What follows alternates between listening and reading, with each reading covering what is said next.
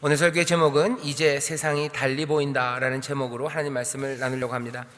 오늘 우리가 읽은 이 마가복음 9장 2절부터 13절의 말씀은 변화산 사건이라고 이름 붙여진 그 사건입니다. 예수님이 갈릴리에 있는 청년이었죠. 나사렛에서 태어난 청년이고, 또 그 갈릴리에서 사람들과 함께 살았고, 또 예수님께서 그 먼지 나는 그 길들을 제자들과 함께 다니시면서 배고픈 일도 함께 겪으시고, 그리고 밤이 맞도록 혼자 기도하시고 때로는 몸을 피하시고 하셨던 그런 인간적인 모습들을 우리가 봅니다. 그런데 오늘 본문은 조금 달라요. 여기 늘 일상 안에 있었죠. 하나님의 능력이 예수님에게서 나타나고, 하나님 나라, 그 나라의 귀한 선물들을 먼저 전하시며 지혜와 권세로 가르치시고, 또 귀신을 쫓아내시고 병을 고치셨어요. 분명히 특별하긴 했습니다. 하지만 오늘 여기 마가복음 9장 2절부터 나온 이 사건처럼 이런 식으로 특별한 건 이제 처음입니다. 오늘 말씀을 이해하기 위해서는요, 몇 가지 마가가, 그리고 마가뿐만 아니라 모든 복음서가 공통으로 이야기하고 있는 몇 가지 장치를 우리가 이해해야 됩니다. 오늘 우리가 읽은 이 변화산의 모습은요, 그냥 출애굽기 24장을 꽤나 많이 닮아 있습니다. 여기 먼저 나온 엿새후라는 말이 그래요. 마가복음을 보면요, 곧 뭐고 하고 나서 바로 움직이셨다 하면서 시간이 어떻게 흘러가는지를 명확하게 알려주지 않습니다. 시간이 흘러가는 것은 그냥 애매하게 설명해요. 뭔가 굉장히 빨리 움직이는 것 같지만 시간, 날짜, 며칠 이게 나온 것은 몇 번 안 됩니다. 마가복음 1장에서 예수님께서 광야에서 40일을 지난 후에 그때는 날짜를 쉬어요. 그리고 그 다음 날짜는 여기 엿새후입니다. 엿새후라는 게 그렇게 중요해 보이지 않죠. 왜냐하면 우리가 앞에 읽었던 말씀은 가이사랴 빌립보 그 길 중에서 예수님께서 제자들에게 물으셨고, 그리고 대답을 들으시고 또 가르치셨던 그 사건이 기록된 것이 그 전에 있습니다. 어떤 특별한 사건이 없어요. 시간을 재야 될 이유가 별로 없습니다. 그런데도 불구하고 엿새후라고 시간을 말하기 시작합니다. 마가복음이 뒤쪽으로 가면서요, 시간에 점점 더 민감해지기 시작해요. 왜냐하면 이제는 분명히 기록돼야 될 일들이 이제 펼쳐지기 때문이기도 합니다. 그런데도 불구하고 엿새후라는 것을 이렇게 토를 박아서 우리에게 설명한 것은 분명히 뭔가 의미가 있습니다. 왜 엿새후일까? 엿새후라는 사실을 왜 마가는 여기다 이렇게 기록했을까? 엿새후 하면 생각나는 것은 여러 가지가 있습니다. 게다가 지금 예수님은 베드로와 야고보, 요한을 데리고 높은 산으로 올라가셔요. 그러니까 우리 식으로 말하면 네이버 같은 데 연관 검색어예요. 엿새후 치고 높은 산 치면요, 쭉 뜨는 것들이 있습니다. 그 뜨는 사건은 출애굽기 사건이에요. 모세가 시내산에 올라갑니다. 높은 산으로 올라가요. 하나님께서 모세를 부르시죠. 모세를 부르시는데 구름이 시내산을 덮어요. 그리고 엿새후에 하나님 여호와께서 모세를 산으로 올라오라고 부르셔요. 그리고서는 40일 동안 모세는 그 시내산에서 하나님에게서 말씀을 듣습니다. 그러니까 연관 검색어예요. 엿새후, 그리고 높은 산, 그러면 바로 나옵니다. 또 뭐가 있어요? 여기 구름이 나와요. 마침 구름이 와서 저희를 덮습니다. 구름 속에서 소리가 납니다. 이 모든 것들은 출애굽기 24장을 그냥 가리킵니다. 정말 그렇습니까? 예, 정말 그렇습니다. 이거 너무 먼 얘기 아닙니까? 아닙니다. 이 말씀을 읽는 사람은 당연히 출애굽기 그 사건을 기억해요. 모세를 부르셔서 하나님이 하나님의 뜻을 전하셨던 것처럼 여기 똑같은 말씀이 이제는 모세의 이야기를 듣는 게 아니라, 하나님이 모세를 시내산에 부르셨을 때는 사람들이 모세를 올려보내려고 그랬어요. 하나님 직접 말씀하시면 우리가 너무 떨려서 들을 수가 없습니다. 그러니 모세가 올라가서 듣고 우리에게 와서 전하면 우리는 그것이 하나님의 말씀인 줄 알아듣겠습니다 라고 제안을 하죠. 하나님이 그것들을 좋다고 여기셔요. 그리고서는 모세를 불러들인 겁니다. 사실은 하나님은 모세 말고요, 온 이스라엘에게 말할 준비가 되어 있으셨어요. 천둥과 그리고 그 진동 가운데 신의 산을 울리며 백성들에게 말씀하셨죠. 아마도 10계명까지는 이스라엘 사람들이 모두 다 함께 들었던 말씀인 것 같아요. 하지만 그 이후로 더 자세하게 이어지는 그 긴 이야기들, 아마 40일 동안 전해졌던 그 가르침을 이 백성이 감당할 수가 없어서 이 백성들은 우리의 마음이 녹는다고, 이러다가는 우리 죽을 것 같다고 모세를 올려보내고, 모세에게서 말을 듣고 내려오면 우리가 모세의 말을 듣겠다고 하죠. 오늘 본문에 보면 그 말씀이 그대로 있습니다. 구름이 와서 저희를 덮고 구름 속에서 소리가 납니다. 이는 내 사랑하는 아들이야. 그러니 저의 말을 들어라. 모세의 말을 너희가 듣기로 한 것처럼 이제는 내 사랑하는 아들의 말을 들으라고 이제 구름 속에서 소리가 납니다. 그러니 여기 있는 모든 세팅이요, 출애굽기 그 사건을 그대로 끌고 와요.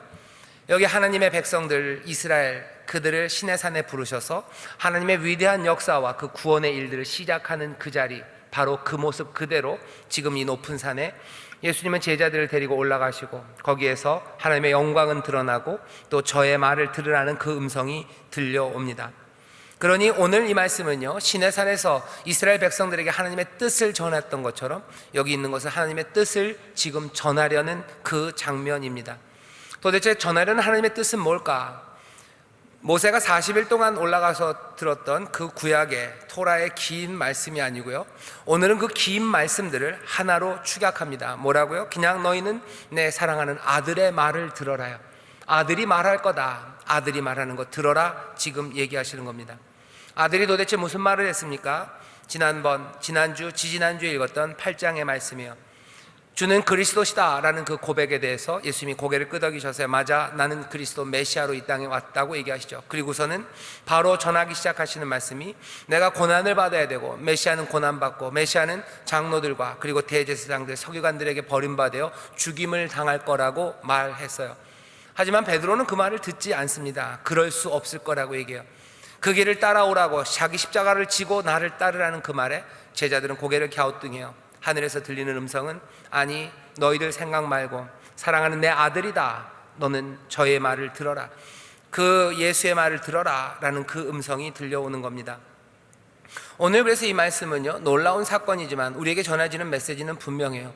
구약에 있었던 그 수많은 삶의 길들, 어떻게 살아야 하나님의 복을 이룰 수 있고 그리고 구원의 역사가 이루어지는지, 그 큰 말씀들이요, 지금 여기 하나하나로 축약되어 있습니다. 예수 그리스도, 그분의 말씀을 들으래요. 그 중에서도 그리스도가 구원을 위해서 핍박받고 그리고 버림받아 죽임당하나 다시 부활할 것, 그것들을 들으라고 하고, 그리고 그 길로 주를 쫓으라는, 예수님을 쫓으라는 그 말씀이 하나님께서 우리에게 전하는 말씀이라고, 너희는 오히려 예수의 말을 들으라는 그 명령으로 축약됩니다. 오늘 이 말씀이 우리에게 전해지는데요, 그 내용만 중요한 건 아닙니다. 여기 그 내용을 전하실 때요, 그냥 그 말로 쓰지 않으셨어요. 이 사건 하나를 보이십니다. 이 사건은 어떻게 우리에게 다가옵니까? 놀라운 사건이에요. 사람들을 깜짝 놀라게 합니다. 그리고 지워질 수 없는 기억으로 제자들에게 남습니다. 이 사람들이 본 건 꿈 같은 환상이에요. 꿈 같은 사실입니다. 엿새 후에 예수님께서 베드로와 야고보, 요한을 데리시고 따로 높은 산에 올라가셨더니 저희 앞에서 변형되셔요. 옷은 광채가 나는데 세상에서 희귀할 수 없을 만큼 희고요. 그리고 거기 엘리야와 모세가 나타납니다. 엘리야라고 이름표 붙이진 않았을 것 같고 모세라고 이름표 붙이진 않았을 것 같은데, 여러분들도 약간 꿈을 꾸시면 아시죠? 꿈에 누가 나오면 그 사람이 그냥 누군지 알아볼 때가 있어요. 우리가 아는 모습과 달라도 이 사람은 누구예요? 아마 그런 방식이었을 겁니다. 그냥 알아져요. 여기 예수님과 함께 있는 이는 엘리야입니다. 예수님과 함께 있는 이는 모세입니다. 구약의 가장 위대했던 예언자, 그 사람 엘리야와 그리고 그 위대했던 예언자보다도 더 위대했던 예언자 모세가 지금 예수와 함께 있어요. 예수님과 함께 있는 이 엘리야와 모세는 좀 더 특별합니다. 왜냐하면 엘리야도 병거를 타고 하늘로 올라갔죠. 그리고 모세도 그 시신을 찾을 수 없답니다. 죽었다고는 얘기하는데 누구도 죽은 것을 확인할 수 없었던 사람이 모세예요. 이 엘리야와 모세, 어쩌면 죽었을까 안 죽었을까, 사람들이 아리아리한 바로 그 두 사람이 지금 예수님과 함께 이야기를 합니다. 이 특별한 일들을 지금 보고 있어요. 예수님, 이 베드로와 야고보, 요한은 랍비라고 생각했죠. 그리고 그리스도임을 고백은 했습니다. 하지만 여전히 예수님의 말씀 가운데 수수께끼가 많았고 이해할 수가 없었어요. 그런데 이제는 보여지는 사실은 꿈 같은, 환상 같은, 하지만 너무나 분명한, 가슴 떨리게 하는, 그리고 우리를 당혹해 하는 그 사건 앞에 제자들을 세우십니다. 이 환상 같은 이 현실을, 이건 환상이었을까 꿈이었을까, 사람들은 말이 많아요. 하지만 꿈도 환상도 아니었을 겁니다. 만들어낸 이야기도 아니에요. 어떻게 보면 묘하게도 베드로가 했던 그 두려워서 떨면서 했던 그 말이, 이 사건이 실제였고 정말로 일어났던 일이었음을 어쩌면 증거합니다. 왜냐하면 이게 만들어낸 이야기라면요, 이 베드로의 이 우스꽝스러운 이야기를 집어넣을 수가 없어요. 예수님의 영광을 드러내기 위해서 만들어낸 이야기다 그러면 장엄함이 거기 들어가야 되죠. 무슨 천사 이야기 넣어야 되는 거고요. 뭐 하늘과 땅이 울리는 뭐 그런 이야기 넣어야지. 이런 코미디 같은 두려워 떨면서 무슨 말인지도 알지 못하는 말을 하는 사람 이야기가 여기에 끼어 들어갈 이유는 별로 없습니다. 베드로가 이런 말들을 하는 거 보면 지금 이거는 베드로 그대로예요. 베드로의 어리석음, 어쩌면 모자람, 부족함, 그것들이 그대로 드러나는 황당함이 이 이야기에 섞여 있습니다. 그 이야기가 어쩌면 오늘 우리가 읽은 이 본문이 현실이었음을 증명하는 그런 증거가 될 수도 있습니다. 뭐가 되었건 간에 여기 이 제자들은 일상과는 전혀 다른 이 일들을 만나게 됩니다. 이걸 보고 나서는 오늘 설교 제목입니다. 이제는 세상이 달리 보일 수밖에 없습니다. 우리 가운데도 이런 환상들을, 실제 같은 환상들을 본 사람들이 있어요. 그리고 그런 사람들은 삶이 달라집니다. 바울이 삶이 변했던 그 사건을 기억할 겁니다. 다메섹으로 가는 그 길에 밝은 날이었어요. 사람들은 다메섹으로 가는 그 길, 그 중동의 태양이 장렬한다고 그러죠. 지중해 태양이 장렬한데 얼마나 눈부신지 가본 적이 없어서 모르지만 소설들이나 아니면 그림들, 영화들 보면요, 그 태양이 얼마나 뜨겁고 밝은지 우리는 좀 상상할 수 있어요. 대낮 다메섹으로 가는 그 길, 그 정오에 그 해보다도 더 빛난 빛을 바울이 봅니다. 그리고서는 어떻게 해요? 눈이 멀죠. 그리고 들려지는 음성은 사울아 사울아 왜 나를 핍박하느냐 하는 이야기, 그 이야기를 들어요. 사울의 삶은 그 이후로 달라집니다. 태양빛보다도 더 밝은 빛을 보고, 그리고 들렸던 그 음성을 듣고 나서 사울은 바울이 돼요. 이전과 같이 살 수는 없습니다. 다른 삶을 살아가는 그런 경험들이 있습니다. 사울이 바울이 된 사건만 그런 거는 아니죠. 나다나엘이 그랬어요. 나다나엘이 그 무화과나무 아래에 있을 때 예수님을 만나요. 예수님이 보시고 얘기하십니다. 이 사람 이스라엘에서 이렇게 순전한 사람이 있을까? 네가 무화과나무 아래에 있는 걸 내가 보았다라는 그 사건이에요. 나다나엘은 그때부터 인생이 바뀝니다. 전혀 다른 삶을 살아갈 수밖에 없죠. 오순절날 마가의 다락방에 있었던 120명, 그 사람들도 마찬가지입니다. 불의 혀같이 갈라지는 것들이 각 사람의 머리 위에 임하는 걸 봤어요. 모여있는 그 집이 진동하고 떨리는 걸 봐요. 사람들은 다른 방언으로 기도하고 다른 방언으로 찬송하고 하나님의 위대한 일을 말하는 걸 그들이 봅니다. 그리고 나서 그들의 삶은 이전과 같을 수가 없습니다. 다른 것들, 전혀 다른 세상을 본 사람들은요, 이제 세상을 달리 볼 수밖에 없습니다. 이건 꼭 기쁜 일들, 이런 놀라운 일들만이 아니에요. 대단한 학살을 본 사람들, 그들의 삶이 이전과 같을 수 없어요. 그걸 트라우마라고 사람들이 얘기해요. 내 가족이, 아니면 내 부모가, 내 자녀가 그렇게 어렵고 비참하게 죽어가는 걸 본 사람들, 그 사람들은 이제 세상을 달리 볼 수밖에 없는 것처럼 충격적인 사건들이 우리 앞에 펼쳐집니다. 사람들이 달라 보여요. 세상이 달라 보입니다.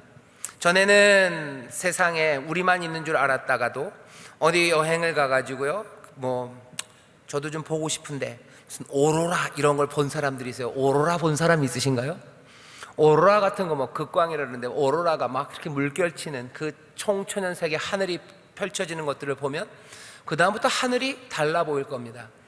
하늘에는 아무것도 없는 줄 알았어요. 하지만 어느 날 몽골 같은 데 가면 그런 일이 있다는데요, 몽골 저 안으로 들어가서 아무 불빛 없는 곳, 그 광활한 그 대지에서 밤하늘 별들을 보면요, 하늘이 달라 보인대요. 하늘에 별이 그렇게 많은지 몰랐어요. 우리만 외롭게 있는 게 아니라 하늘에는 별이 가득하죠. 고흐가 그린 그림도 그래요. 별이 빛나는 밤입니다. 정신병원에서 그렸다 그러는데, 별이 가득한 밤. 고흐는 그런 별들을 보며 살았어요. 그러니 우리와 세상을 보는 게 아마 다를 겁니다. 강원도 산골에서 그 많은 별들을 보면서 자랐던 소년과 도시에서 늘 네온사인만 보며 살았던 사람이 다를 수밖에 없는 것처럼 다른 것들을 보면 세상이 달리 보입니다. 베드로, 그리고 야고보, 요한에게 이것을 보이신 이유는 다른 이유가 아닌 것 같아요. 제자들에게 이제는 세상을 달리 보라고 다시 한번 확인하는 겁니다. 예수님이 말씀하셔요. 그리고 때로는 책망하십니다. 불같이 화를 내시며 그거 아니다라고 얘기하셔요. 하지만 그것만 가지고는 안 될 겁니다. 그러니 사랑하셔서 이들에게 다른 실제를, 어쩌면 이 세상보다도 더 크고 놀라운 일을, 심오한 의미를 이 제자들에게 갑자기 드러내는 거죠. 목적은 뭡니까? 여기 있는 말씀 그대로예요. 너희는 세상 사람들 말 말고, 너희들 자신의 말 말고, 이는 내 사랑하는 아들이니 너는 저의 말을 들으라고 말씀하셔요. 변화산 사건은 뭔가를 증명해내기 위한 것은 아닐 겁니다. 예수님의 신성을 증명해내기 위해서, 뭔가를 증명하기 위해서 이것을 하신 것은 아니에요. 여전히 구원하시는 그 은혜로 긍휼히 여기시며 사랑하는 제자들과 그리고 하나님의 백성들을 진리 가운데로 인도하시려고 그들로 하여금 다른 것들을 보게 하셔서 이 세상을 달리 보게 하시려는 하나님의 은혜임이 분명합니다. 이 일이 있고 나서 뭐가 특별한 게 없어요. 여전히 하지만 이 제자들은요, 이것들을 보면서도 분명히 세상을 달리 볼 겁니다만 여전히 어리석고 여전히 당혹감 가운데 모든 수수께끼가 다 풀린 건 아닙니다. 저희 말을 들으라 하는지라 문득 둘러보니 이젠 아무도 보이지 않고 오직 예수와 자기들 뿐입니다. 산에서 내려올 때 예수님께서 말씀하셔 인자가 죽은 자 가운데서 살아날 때까지 본 것을 아무에게도 이르지 말아라 라고 얘기하셔요. 그러면 뭔가 이렇게 다른 것들을 본 사람이면 알겠다고 고개를 끄덕여야 되는데 제자들은 여전히 이 말이 무슨 말인지 모릅니다.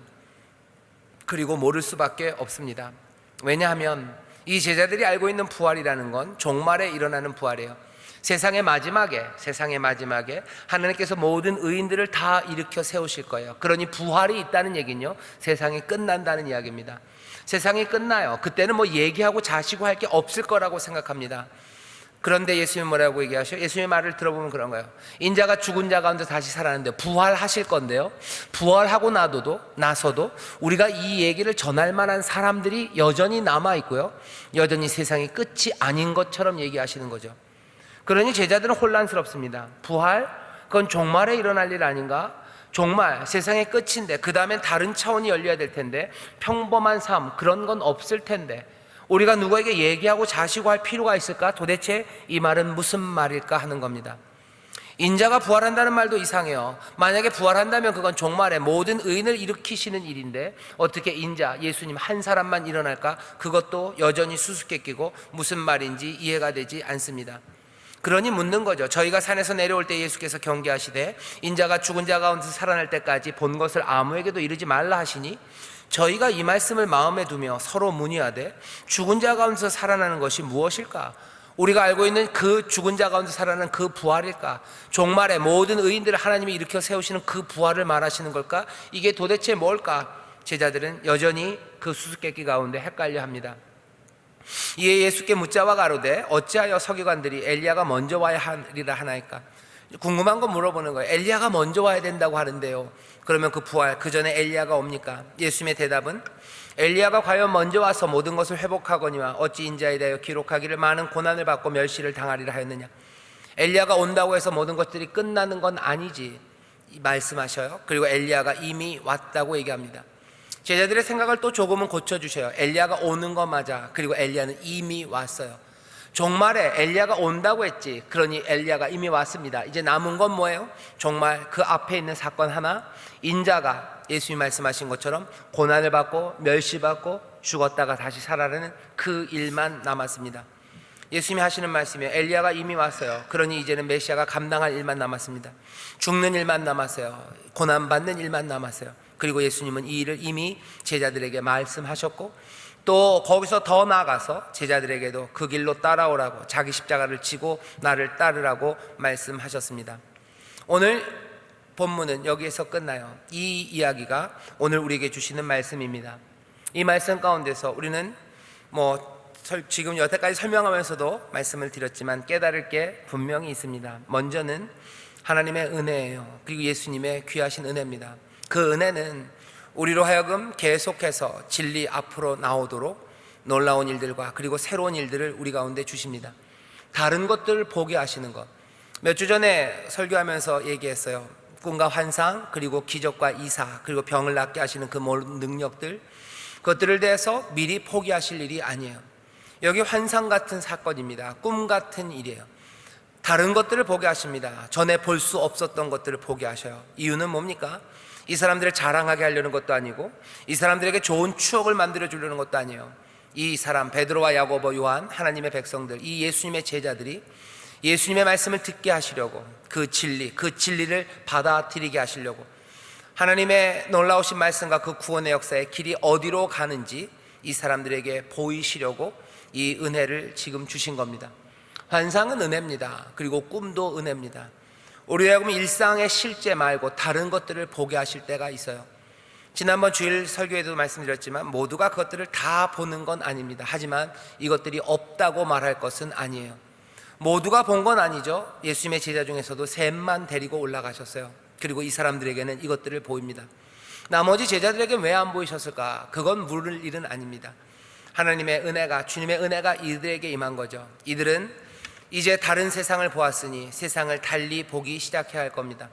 아마 나중에 책임을 물으시겠죠. 그렇게 보이셨는데도, 그렇게 알리셨는데도 너 참 늦었구나, 너 깨닫는 게 늦었구나 라고, 때로는 아니요, 그렇게 책임을 묻는다는 게 벌 준다는 의미는 아닐 겁니다만은 우리를 조금 부끄럽게 하실 수도 있습니다. 하나님의 은혜가, 그리고 주님의 은혜가 우리를 꿈과 환상으로, 그리고 새로운 실제 앞으로 우리를 가져다 주는 그런 때가 있습니다. 그 일들을 사모하셔요. 그런 일들이 보여지기 시작하면요, 세상이 달리 보이기 시작합니다. 하나님의 구원이 우리 가운데 있고 하나님 우리를 사랑하신다는 것이, 어쩌면 이런 환상과 꿈 같은 실제를 우리가 보게 되면 전혀 다른 느낌으로, 그리고 훨씬 더 분명하게 우리가 영접하고 붙잡을 수 있어요. 우리가 달리 살아갈 수 있는 은혜입니다. 그 은혜를 우리에게 주시는 것, 그것들을 우리가 봅니다. 또 하나, 우리가 하나님의 말씀을 듣고 그리고 깨달아 알지만 그 모든 것들은 여전히 수수께끼 같은 게 정말 많습니다. 베드로와 야고보, 요한, 은혜로 예수님이 말씀하시고 잘못했을 때 예수님이 고쳐도 주시고 또 이렇게 귀한 환상으로 꿈 같은 실제를 보여주셨기도 하지만 여전히 제자들은 수수께끼, 그리고 궁금증, 여전히 풀리지 않는 난제, 그것들을 들고 살죠. 자기들이 알고 있는 부활에 관한 생각과 예수님의 말씀이 좀 달라요. 해결합니까? 해결 못합니다. 여전히 당황스러워요. 여전히 당혹스럽습니다. 이해하기가 어렵고 수수께끼 같은 것이 주님의 말씀이에요. 오늘 말씀이 우리가 알려주는 건 뭡니까? 하나님의 음성이 우리에게 전하는 것 그대로요. 하나님이 사랑하시는 아들 예수 그리스도의 말씀을 들으래요. 이해가 되지 않아요. 그리고 여전히 수수께끼 같습니다. 하지만 예수의 말을 들으랍니다. 무슨 말씀을 하셨는데요? 예수님은 죽으실 거래요. 그리고 부활하실 거래요. 그리고 우리에게도 십자가를 지고 나를 따라오라고 말씀하셔요. 여전히 수수께끼가 많고 여전히 겁에 질리는 시간들이 있고 여전히 당혹스럽고 이해하기 어렵습니다. 그래도 뭐예요? 너희는 내 사랑하는 아들 예수의 말을 들으래요. 여전히 주님 따라갑니다. 모르는 것 많아요. 그래도 주님 따라갑니다. 몽땅 다 이해됩니까? 아니요, 다 이해 안 됩니다. 그래도 주를 따르래요. 사랑하는 아들이다, 너는 그의 말을 들으라 얘기하십니다. 겁에 질려서 엉뚱한 말을 베드로가 하죠. 그래도 베드로는 주님을 따라요. 때로는 부인하는 이야기들과 그리고 믿음에 흔들리는 일이 베드로에게 있지만 베드로는 주님을 따릅니다. 베드로가 모든 것들을 다 알아서 주님을 따릅니까? 아니에요. 당황합니다. 당혹스럽습니다. 마가복음 끝까지 제자들은 그 당혹감을 다 떨쳐내지 못해요. 그럼에도 불구하고 그들은 거기에 머물러 있고요, 그 길을 따라가는 사람들입니다. 그렇게 가는 사람들에게 오늘 여기 이 사건처럼 예기치 못한 일들, 그 영광이 나타납니다. 그래서 다시 한번 우리가 따라야 될 이가 누군지 분명한 표지를 우리에게 보이시고 또 우리에게 힘과 용기를 주시며 우리로 앞으로 나아가게 하셔요. 그 일들을 기대하십시오. 우리 가운데 나타나는 기적과 이사가 그런 표식이죠. 표적이죠. 예수의 말을 들으라고 우리에게 주시는 은혜 표징들이요, 불쑥불쑥 나타납니다. 그게 오늘 우리에게 주시는 말씀이 우리에게 격려하시는 바예요. 몽땅 모든 것들을 다 안다면, 그러면 이런 일이 필요 없을 거예요. 하지만 여전히 거울로 보는 것처럼 희미합니다. 분명히 듣긴 들었지만 몽땅 깨달아 알 수는 없습니다. 그래도 따라가요. 바울은 그걸 뭐라고 그럽니까? 사랑이라고 그러죠. 사랑이다. 모든 것들을 바란다. 모든 것들을 견딘다요. 모든 것들을 바라고 모든 것들을 견디며 그 길을 따라가요. 몽땅 다 알면 그냥 갈 겁니다. 하지만 희미하고 거울로 보는 것 같으나 그 당혹함을 견디며 따라가요. 다 이해할 수 없지만 참으며 따라갑니다. 그건 사랑이에요. 성령이 우리에게 주신 은사 중에 가장 중요한 것, 이 은사를 받아라라고 바울이 얘기했던 사랑은 그런 거예요. 내 사랑하는 아들 예수예요. 내 사랑하는 아들이다. 너희는 그의 말을 들어라. 내가 사랑하는 아들 예수, 너희도 사랑하며 그를 따르래요. 사랑은 다 이해하지 못해도 따르게 합니다. 다 설명하지 못해도 그 일을 품고 그 길로 함께 걸어가게 하죠. 그 길에 그 사랑의 길에 영광이 나타나요. 로마서에서 바울이 그럽니다. 바울이 우리를 부르시니가요, 우리를 의롭게 하셔요. 우리를 의롭게 하시니까 우리를 거룩하게 하실 거고, 그 거룩하게 하시니까 우리를 영화롭게 하실 거래요. 영광이 나타난답니다. 고난 그거 염려하지 말아라. 너희들이 받을 그 영광에 비하면 그 고난은 좋게 비할 바가 아니래요. 하나님의 사랑 안에 있는 사람들, 그 사람들 모든 것들을 합력하여 선을 이룰 거예요. 누가 우리를 하나님의 사랑에서 끊으리요? 라고 말씀하셔요. 사랑이 끊어지지 않습니다. 하나님의 사랑이 끊어지지 않으니 우리도 하나님을 향한 사랑, 예수님을 향한 사랑이 끊어지지 않아요. 당혹스럽고 수수께끼 같고 여전히 혼란스러우나 우리는 사랑으로 그 길을 따라가고 그 길에 하나님의 영광이 드러납니다. 영광이 우리에게 보일 때, 세상을 달리 보게 하기 시작할 때 우리는 세상을 정말로 달리 보죠. 바른 것들을 보여주셔요. 그래서 우리를 세상을 달리 보며 그 길을 걸어가게 하시고 앞으로 나아가게 하십니다. 제자들이 그랬어요. 베드로가 그랬고 바울이 그랬고 많은 순교했던 성실했던 우리의 믿음의 선배들이 그랬고 또 우리 앞에서 신앙생활의 모범을 보였던 우리 많은 장로님들, 권사님들, 구역장님들이 그렇게들 사셨어요. 그분들이 성경에 있는 모든 진리를 다 깨닫고 예수님의 부활의 비밀 그것들을 몽땅 다 깨달아서 그렇게 예수님을 사랑하며 헌신하며 십자가를 지고 갔냐? 아니요, 그렇지 않습니다. 사랑 안에서 그 길을 걸어가신 거죠.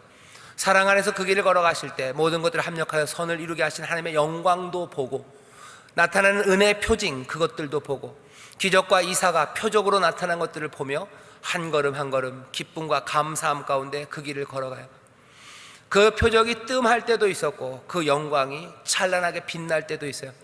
영광이 찬란하게 빛날 때는 감사하고 감격하며 그 길을 걸어갔고 표적과 영광이 뜸할 때는 믿음 붙잡고 소망 붙잡고 간절함으로 그 사랑 가운데서 그 길을 걸어갑니다. 이들은 결국은 그 사랑 안에서 세상을 달리 보는 사람들이에요.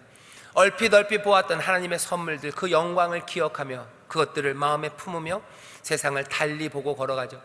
세상에 어둠이 가득한 것 같지만 떠오르는 태양들과 하나님의 소망들을 보면서 걸어갔고 이해 안 되는 일들과 가슴 아픈 일들 가운데도 하나님이 주시는 구원과 회복들 그리고 우리 앞을 밝히 보이실 그 영광의 날들을 바라며 한 걸음 한 걸음 십자가를 치며 걸어갔습니다. 오늘 우리에게 주시는 이 말씀은요, 이 표적을 기억하라는 거예요. 우리가 그날 베드로와 요한, 야고보와 함께 그 산에 오르지는 못했어요. 하지만 이 말씀을 우리가 읽으면서 다시 한번 여기 있는 이 사건들을 우리의 사건으로 보고 또 이 사건들, 이 영광의 일들이 그래서 우리로 하여금 세상을 달리 보게 하시는 이 도우심과 그리고 이 용기를 부으시는 이 은혜가 우리 가운데 넘치기를 바랍니다. 오늘 이 밤에 우리도 산으로 올라가는 사람처럼 이곳에 왔습니다. 주께서 우리를 이 산에 오르게 하셨으니 여호와의 산 시온에서 복을 명하시고 여호와의 산 그 성전에서 밤에 늦게까지 기도하고 서서 부르짖는 자들에게 하나님이 시온에서 복을 명하신 바로 그 밤이 오늘 밤이기를 바랍니다. 영광을 보이시고 새 은혜의 표징들을 보이셔서 우리로 하여금 세상을 달리 보는 사람들, 세상의 어둠만을 보는 사람들이 많은 곳에서 소망의 빛을 보는 사람들, 그리고 은혜가 없다고 말하는 사람들에게 아니 은혜가 보인다고 말하는 사람들, 우리의 삶은 아무 의미가 없다고 얘기하는 사람들 가운데서 아니 의미로 충만한 세상, 그 세상을 보는 사람들, 그 사람들이 되게 하시려고 오늘 우리를 이 산에 오르게 하셔서 우리에게 영광을 보이게 하실 줄 믿습니다.